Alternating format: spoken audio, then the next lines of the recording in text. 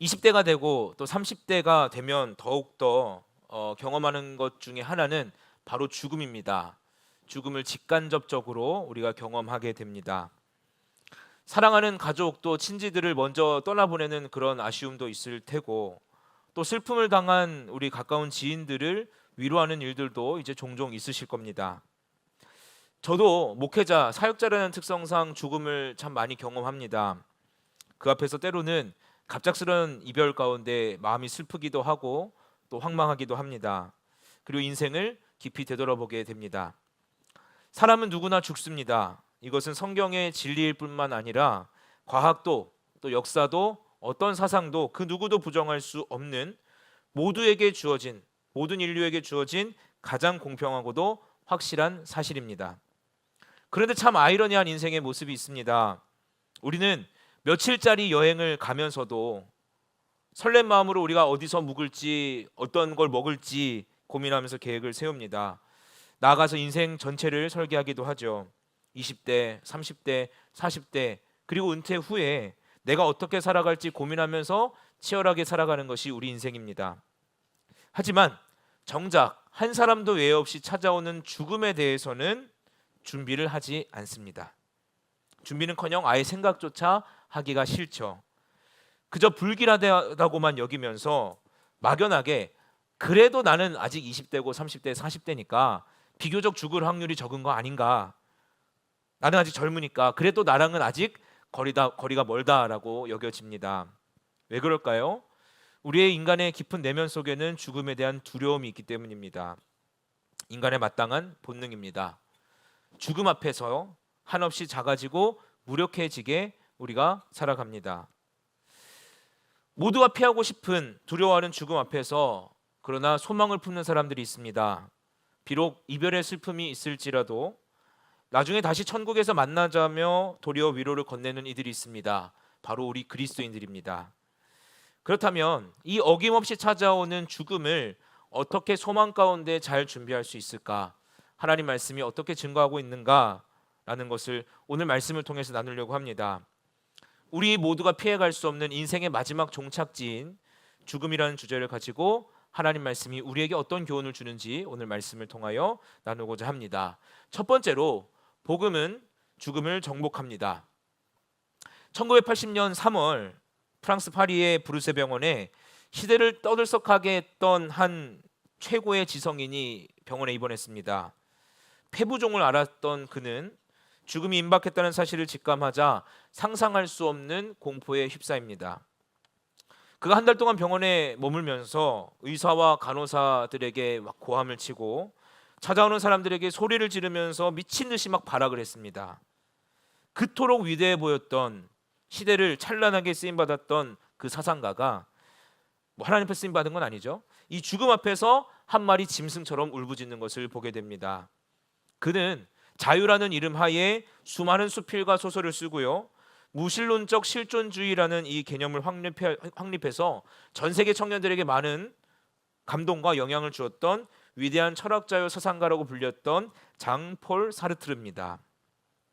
인생은 B와 D 사이의 C다, 벌스와 데스 사이의 초이스다, 인간은 자유롭도록 선고받았다, 타인은 지옥이다라는 이런 멋진 말들을 남기면서 인간의 주체성과 자유를 외쳤던 그가 입원한 지 한 달 만에 병원에서 비참하게 세상을 떠납니다. 그가 세상을 떠나고 난 뒤에 프랑스의 언론들은 그를 주목하면서 기사를 작성했습니다. 평생 죽음으로부터의 자유, 실존의 자유를 그렇게도 외쳤던 최고의 지성인이 마지막이 왜 이토록 비참했는가? 모두가 충격에 빠져 있을 때에, 혼란스러워할 때에 한 신문사에 투고한 글이 많은 이들에게 도전과 또 심장을 찔렀습니다. 사르트르의 말로가 그렇게도 비참했던 이유는 사르트르에게는 돌아갈 고향이 없었기 때문이다. 이것이 바로 하나님 없는 지성의 한계이고 복음 없는 인생의 현실이라고 할 수가 있습니다. 하나님 말씀, 진리이신 하나님 말씀인 성경은 엄중하게 경고합니다. 히브리서 9장 27절 말씀에 한 번 죽는 것은 사람에게 정해진 것이요 그 후에는 심판이 있다라고 분명히 말씀하셨습니다. 성경이 말하는 죽음의 핵심은 단절입니다. 단절. 예수를 알기 전에, 그 십자가의 은혜를 깨닫기 전에 우리는요, 영적으로 창조주 하나님과 완벽하게 단절되었던 존재였습니다. 에베소서 2장 1절 말씀을 선언하죠. 그는 허물과 죄로 죽었던 우리를 살리셨도다. 너희를 살리셨도다. 죽어가고 있는 너희가 아니라 허물과 죄로 죽었던 과거 완료형 시제로서 우리가 죽은 존재다. 원래는 죄와 허물로 인해서 죽은 존재다라고 성경이 말씀합니다. 그래서 예수를 모르는 인생, 복음을 모르는 인생은요, 복음을 부인하는 인생은 죽음 앞에서 두려워할 수밖에 없습니다. 아무리 지성이 대단한들, 또 영화나 드라마를 통해서 죽음이라는 것을 미화한들, 온갖 과학기술로 죽음을 이겨내려고 해봐도 죽음의 공포는 이길 수가 없습니다. 사르트르도 그 영원한 단절과 심판에 대한 본능적인 공포 때문에 그렇게 발악했던 거죠. 하지만 그리스도인들의 죽음은 다릅니다. 기독교의 복음은 죽음으로 끝나지를 않습니다. 죄로 죽었던, 영원히 지옥에서 영원한 형벌을 받아야만 마땅했던 우리에게, 우리를 너무나 사랑하셨던 하나님이 어떤 일을 행하셨습니까? 2000년 전에 독생자 예수 그리스도를 이 땅에 보내주셔서 인간의 모습을 입고 오셔서 골고다 언덕에 오르셔서 십자가에 달려 우리의 모든 죄의 짐을 대신 지시고 대신 죽으셨습니다. 그리고 사흘 만에 부활하심으로 무덤의 권세를 깨뜨리시고 사망 권세를 이기심으로써 잠자는 자들의 첫 열매가 되셨습니다. 여러분, 이 사실을 믿고 계십니까? 안 믿으세요? 처음 듣는 거예요? 아니죠. 예수님이 우리 위해서 죽으시고 부활하셨다는 사실을 믿으십니까? 이것을 믿기만 하면 우리가 구원받은 하나님의 자녀가 되는 거, 단절되었던 그 관계가 회복되어서 우리가 하나님의 자녀가 된다는 것이 복음이고, 그 사실을 믿기만 하면 주어지는 것이 구원의 은혜요 선물입니다. 그래서 부활의 첫 열매 되신 예수 그리스도를요, 믿음으로 구원받은 성도들 역시 예수님이 첫 열매가 되셨으니 우리도 장차 예수님처럼 영광스럽게 부활해서 영원한 집에 거하게 된다라고 하나님이 말씀하셨습니다. 이것을 믿는 것이 가장 먼저 중요하죠. 그래서 사도 바울은요, 빌립보서 1장 21절에서 이렇게 담대하게 외칩니다. 이는 내게 사는 것이 그리스도니 죽는 것도 유익함이라. 세상의 기준으로 보면 도저히 이해할 수가 없는 선언이죠. 어떻게 죽는 것이 유익하다고 할 수가 있겠습니까? 죽음은 허망한 것이고 슬픈 것이고 두려운 것인데, 내 인생의 모든 것을 끝내고 또 모든 것을 두고 가야 되는, 빼앗겨가는 이런 영원한 파멸이라고 완전한 파멸이라고 생각할 수 있는데, 복음 안에서 바울은요, 거듭난 자로서 죽음이 유익한 것이다 라고 말하고 있습니다. 왜일까요? 우리가 그 죽음이라는 관문을 통과하는 그 순간에 우리가 이 땅에서 그토록 사랑했던, 그토록 바랐던 예수님을 만나고 그토록 그리던 영원한 천국에 입성하기 때문입니다. 예수님도 제자들에게 분명히 말씀하셨죠. 요한복음 14장 1절에서 3절 말씀에 너희는 마음에 근심하지 말라. 하나님을 믿으니 또 나를 믿어라. 내 아버지 집에 거할 곳이 많도다. 그렇지 않으면 너희에게 일렀으리라. 내가 너희를 위하여 거처를 예비하러 가노니 가서 너희를 위하여 거처를 예비하면 내가 다시 와서 너희를 내게로 영접하여 나 있는 곳에 너희도 있게 하리라. 아멘. 사랑하는 여러분, 우리 그리스도인들에게 있어서 이 복음을 믿는 자로서 죽음이라는 것은 절망도 아니고 파멸도 아니고 두려움도 아닌 줄로 믿습니다. 오히려 완전한 자유, 완전한 회복, 영원한 안식으로 들어가는 관문일 뿐입니다. 주님이 예비하신 집, 끝내 돌아갈 고향으로 거처를 옮기는 것입니다. 그러므로 복음으로써, 예수 그리스도를 믿음으로써 죽음을 이겨내시기를 바랍니다. 그 두려움을 정복하시기를 바랍니다. 세상 사람들은요, 하나님 모르는 사람들은, 하나님 거부했던 사람들은 죽음 앞에서 발악할 수밖에 없지만 우리는 그 너머에 있는 찬란한 영광을 바라보는 존재인 줄로 믿습니다. 이러한 확실한 소망이 우리 안에 있을 때에요, 진정한 자유를 누리는 승리자가 될 수 있습니다. 이러한 천국의 소망과 확신이 저와 여러분에게 변치 않기를 간절히 예수 그리스도의 이름으로 축원합니다. 두 번째로, 복음은 고단한 현실을 정복합니다. 세상은 말하죠. 한 번뿐인 인생인데 될 대로 되라고, 또 마음껏 하고 싶은 거 하면서 행복하게 즐기면서 살라고 얘기합니다. 그러나 우리는요, 죽음의 두려움을 정복한 자로서, 영원한 소망을 믿는 자로서 삶의 태도가 달라져야 합니다. 죽음 너머에 있는 확실한 소망, 천국에 대한 확신은요, 단순히 내가 아플 때에, 힘들 때에, 죽을 것 같을 때에, 또 죽음을 맞이하는 그 순간에만 필요한 것이 아닙니다. 우리가 영원히 천국에서 하나님과 거한다는 그 소망은요, 우리가 살고 있는 현실마저도 정복할 수 있는 능력이 됩니다. 하나님께서 나에게 허락하신 오늘이라는 시간, 나를 보내신 삶의 자리를 치열하게 또 의미 있게 살아내야 합니다. 그러나 우리가 마주하는 현실이 때론 막막하고 고단합니다. 때론 광야길의 선거같이 혼자 있는 것 같은 고독함도 찾아오고, 여리고성을 바라보는 것처럼 막막하고 또 무너질 것 같지 않은 한계에 설 때도 있습니다. 세상 사람들은 때로 현실의 무게를 견디지 못해서 삶을 내려놓기도 하죠. 당장의 눈앞의 현실 때문에 그것이 내 인생의 전부다라고 여기기 때문입니다. 이렇게 연약한 우리 인간에게 우리를 바라보시면서 하나님은 어떻게 말씀하셨습니까? 단순히 긍정적으로 생각하면서 버티라고 하지 않으셨습니다. 시간이 지나면 괜찮아질 거라고 막연하게 위로하지 않으셨습니다. 하나님은요, 우리의 마음과 시선을 영원한 천국을 향하게 하십니다. 사도 바울의 삶을 보십시오. 그는 복음을 평생 회심하고 나서 평생에 전하다가 수없이 매도 맞고 감옥에도 갇히고 굶주립니다.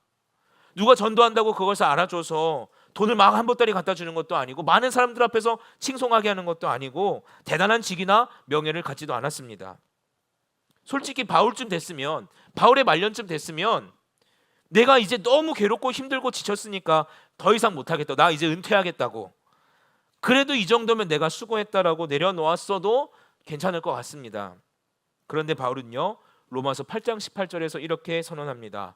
생각하건대 현재의 고난은 장차 우리에게 나타날 영광과 비교할 수 없도다. 바울이 현실의 고통을 넉넉하게 정복할 수 있었던 이유는요, 고난을 무시하고 회피해서가 아니었습니다.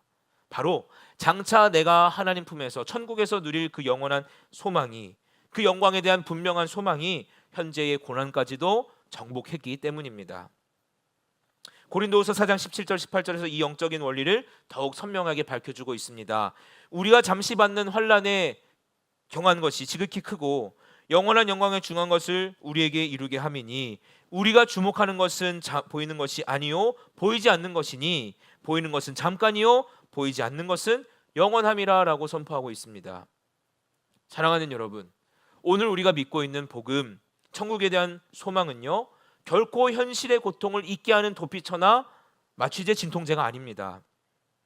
오히려 오늘 내게 주어진 상황, 고단한 현실을 딛고 일어서게 하는 강력한 능력이 되어야 될 줄로 믿습니다. 그래서 하루하루를 우리가 최선을 다해서 살아가야 됩니다. 그뿐이 아니죠. 천국에 대한 소망은요, 우리가 세상적인 가치, 돈이나 세상이 추구하는 권력들, 명예들, 이것에 얽매이지 않고 진정한 자유까지도 누리게 합니다. 디모데전서 6장 7절 말씀에 우리가 세상에 아무것도 가지고 온 것이 없음에 또한 아무것도 가지고 가지 못하리니라고 말씀하고 있습니다. 이 땅의 것은 영원하지 않습니다. 우리가 그토록 목매어 쌓고자 하는 돈, 명예, 권력, 언젠가는 다 우리가 내려놓고 가야 될 것들입니다. 그리고 내가 언제 그 세상에서의 마지막 삶을, 마지막 호흡을 맞이할지 그 누구도 알 수가 없습니다. 물론 이 말씀이 돈을 벌지 말라는 얘기는 아닙니다. 우리 하루하루 최선을 다해서 많이 벌어서 많이 쓰시기를 바랍니다. 그런데 그것만을 위해서 인생을 허비하지 마시기 바랍니다. 우리가 진짜 추구해야 될 것은, 우리가 추구해야 될 가치는, 우리 인생의 목적은요, 이 땅에서 잠깐 누리고 이 땅에서 잠깐 빛나는 것이 아니라, 썩어질 보물이 아니라 영원한 하늘나라에 쌓이는 보물인 줄로 믿습니다. 복음으로 죽음을 정복하고 고단한 현실까지도 정복한 우리 그리스도인들은요, 세상이 말하는 기준에 치이지 않습니다. 그들과 비교하면서 내 자존감이 무너지거나 결핍 때문에 주눅들지도 않습니다. 왜냐? 내 영원한 집은, 내 영원한 고향은 바로 저 천국에 있기 때문입니다. 주님이 더 좋은 것을 예비해 두셨으니 그 소망이 우리를 흔들리지 않게 하는 강력한 능력이 됩니다. 그러므로 여러분, 나에게 허락하신 시간, 하루하루 한순간 한순간을 헛되이 보내지 마십시오. 하나님이 부르시는 그날까지 우리의 하루하루는 하나님 앞에 차곡차곡 쌓입니다. 그래서 이 소망 가운데에 최선을 다하는 저와 여러분이 되기를 바랍니다. 내게 허락하신 시간, 나를 보내주신 그 자리에서 성실하게 하나님의 뜻대로 살아내어서 하나님을 영화롭게 하는 저와 여러분이 되기를 간절히 축복합니다.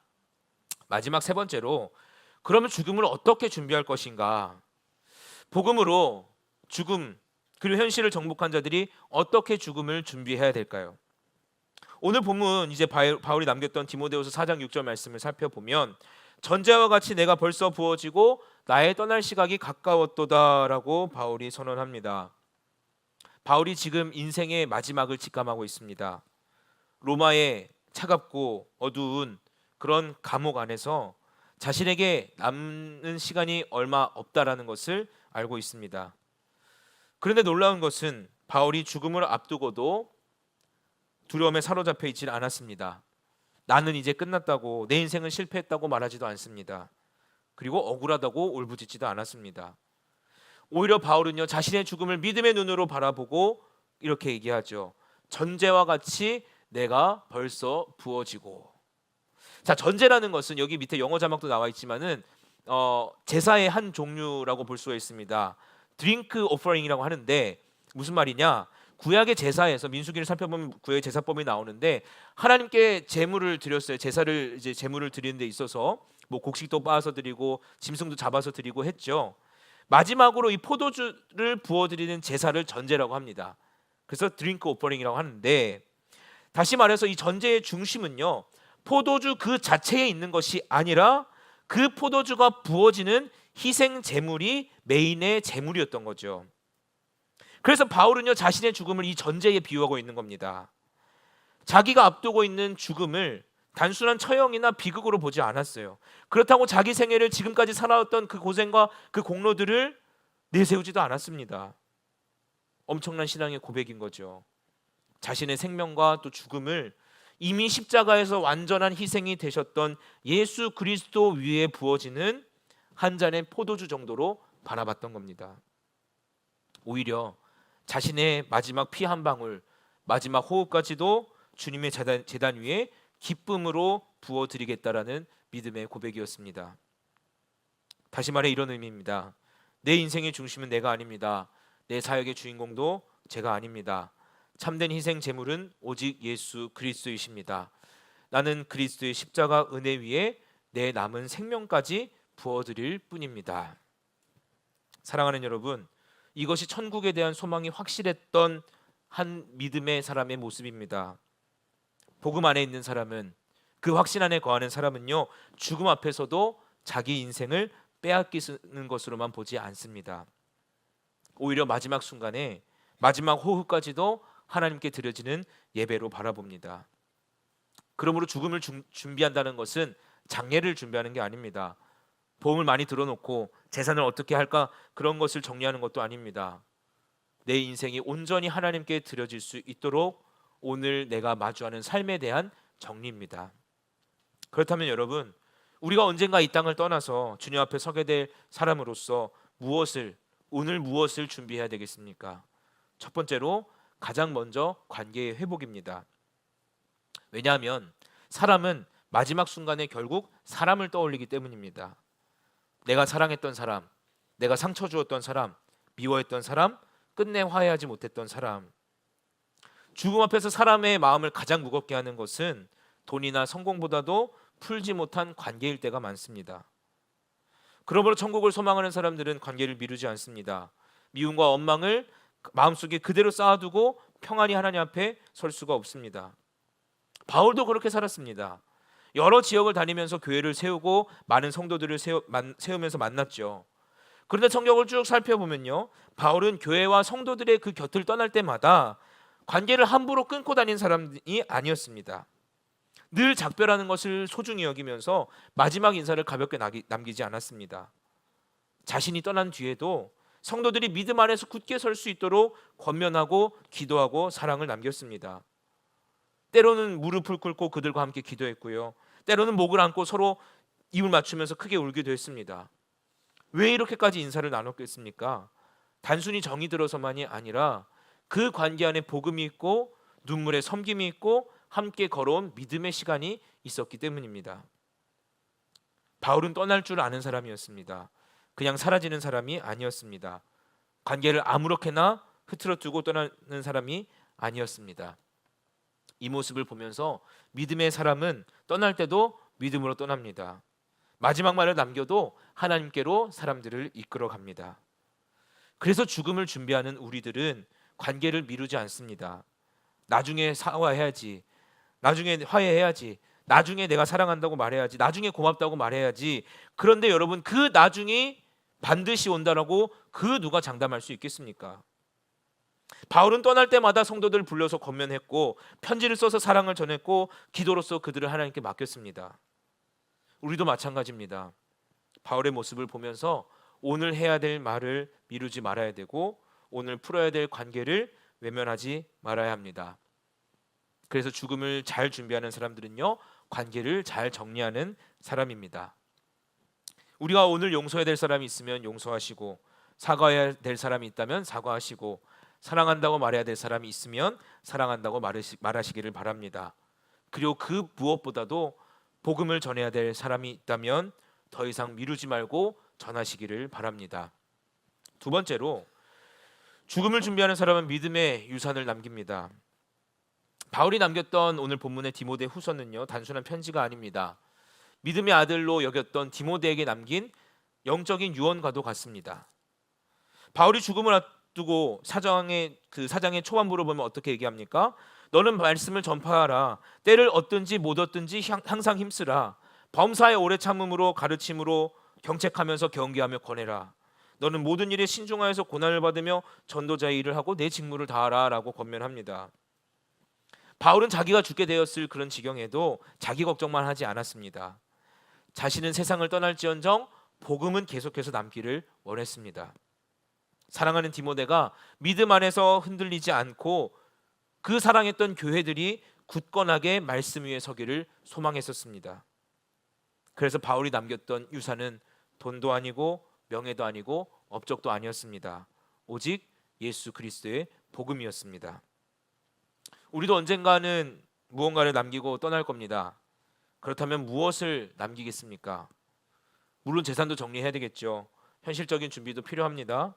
그러나 그리스도인들이 남겨야 될 가장 중요한 유산은 따로 있습니다. 바로 믿음이고 복음입니다. 하나님을 사랑했던 삶의 고백, 그리고 하나님의 뜻을 향해 쳤던 몸부림입니다. 그래서 오늘 우리가 예배 마치고 소그룹 때에 작성해 볼 것이 하나 있습니다. 바로 유언장입니다. 유언장 혹은 내일이 마지막이라고 생각했을 때에 우리가 하나님께 드리는 편지를 우리가 작성해 보려고 합니다. 유언장이라고 하면은 내 지금 가지고 있는 재산들을 누구에게 줬으면 좋겠다라고 생각하기 쉬운데, 그리스도인들에게 있어서 유언장은 내 인생의 마지막 신앙의 고백입니다. 동시에 가족들과 사랑하는 사람들에게 남기는 마지막 신앙의 편지입니다. 사랑한다고, 미안하다고, 고마웠다는 표현과 함께 나는 지금껏 주님의 은혜로 살았으니 여러분도 꼭 주님만 붙들고 살라고, 천국에서 다시 만나자고 믿음의 고백을 남겨보는, 진중하게 한번 작성해보는 시간이 되기를 바랍니다. 죽음에 대해서 생각해보고 또 그런 유언장을 작성하다 보면은 내가 지금까지 붙들고 노력하고 수고했던 것들이 사실은 아무것도 아니었구나라는 것을 깨닫게 됩니다.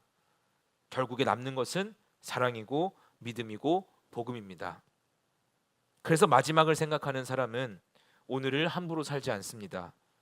떠날 날을 아는 사람은 오늘의 말과 행동까지도 조심합니다. 바울은 8절에서 이렇게 이어서 얘기합니다. 이제 후로는 나를 위하여 의의 멸류관이 예비되었으므로 주 곧 의로우신 재판장이 그날에 내게 주실 것이며 내게만 아니라 주의 나타나심을 사모하는 모든 자에게도니라 라고 말씀합니다. 눈앞에 죽음과 감옥이 있었죠. 그러나 그의 믿음은, 그 믿음의 눈은 의의 멸류관을 바라보고 있었습니다. 사람들은 그 인생을 향하여서 실패자다라고 여길 수 있었지만 하나님은 그의 믿음을 기억하셨습니다. 주님은 나조차 잊어버리는 우리의 모든 순간을 기억하십니다. 믿음을 지키기 위해서 흘렸던 눈물도 기억하시고 용서하기 위해서 무너뜨렸던 자존심도 기억하시며 가족의 구원을 위해서 드렸던 친구의 구원을 위해서 드렸던 기도도 기억하십니다. 여러분도 하나님 보내신 그곳에서 믿음을 지키다가 마지막 순간에 바울처럼 이렇게 고백할 수 있기를 바랍니다. 나는 선한 싸움을 싸웠습니다. 나의 달려갈 길을 마쳤습니다. 믿음을 지켰습니다. 이제는 나를 위한 의의 면류관이 예비되어 있습니다. 우리 인생이 막바지에서 또 언제 부르실지 모르는 그 인생의 모든 순간에서 이 고백이 우리 삶 가운데 남겨지기를 간절히 소망합니다. 말씀을 정리합니다. 사람은 누구나 죽습니다. 그러나 모든 사람들이 똑같은 죽음을 맞이하는 것은 아닙니다. 복음이 없는 사람에게 죽음은 끝이고 두려움이고 심판입니다. 그러나 복음 안에 있는 사람에게, 그리스도인들에게 죽음은 예수님을 만나는 통로가 됩니다. 우리는 천국에 대한 소망으로 무엇을 정복한 존재입니까? 먼저는 죽음을 정복한 존재입니다. 예수 그리스도께서 십자가와 부활로서 사망의 권세를 이기셨기 때문입니다. 그리고 복음은 고단한 현실까지도 정복합니다. 천국에 대한 소망이 현실에 대한 도피가 아니라 오늘을 견디고 살아내게 하는 능력이 됩니다. 그리고 우리는 지금 죽음을 어떻게 준비해야 되겠습니까? 오늘 용서하고 오늘 사랑하고 오늘 복음을 전하며 그리고 믿음을 지키는 가운데 그 흔적을 남깁니다. 사랑하는 여러분, 우리는 언젠가 주님 앞에 섭니다. 의의 면류관을 씌워주시면서 우리에게 이런 말씀을 남겨주시기를 소망합니다. 잘하였다, 착하고 충성된 종아. 이 천국에 대한 소망으로 죽음의 두려움을 정복하고 오늘의 현실을 믿음으로 살아내면서 마지막까지 믿음을 지키는 저와 여러분이 되기를 간절히 소망합니다. 그리고 혹시 청년들 가운데에 사랑하는 이들을 먼저 떠나보낸 이들이 있다면 낙심하지 마시고 절망하지 마시고 다시 만날, 천국에서 우리 주님과 다시 만날 그날을 기대하면서 하루하루 믿음으로 견뎌나가고 승리하는 우리 모든 청년들이 되기를 간절히 축복합니다.